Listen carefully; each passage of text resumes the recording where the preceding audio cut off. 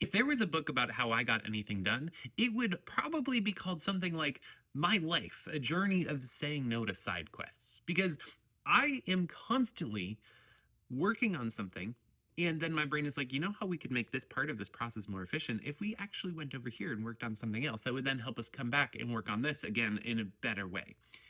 And that's really, really common for dyslexic individuals because we struggle with something called automaticity or procedural learning, which is essentially the ability to learn how to do something in a way where you don't have to consciously think about doing it.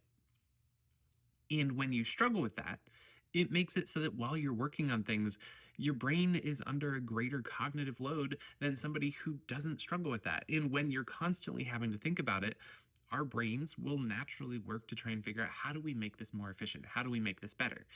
And so often the solution to that is, oh, well, if I just quick go over here and do this other little project to make something or build something or create something or find something that will make this easier, then it'll all get better, right? Except that that side quest then breeds another side quest, which then forms another side quest. And pretty soon it's like I'm 10 projects away from the one that I started.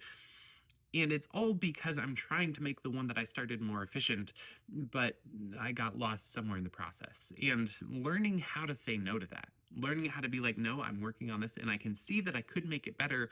But also, if I do that, it's going to totally detract from actually getting done. Learning how to do that, developing that skill, while not something I am perfect at, has been one of the most valuable skills that I've developed in terms of actually being able to accomplish things, actually being able to follow through and get things done in a reasonably timely way.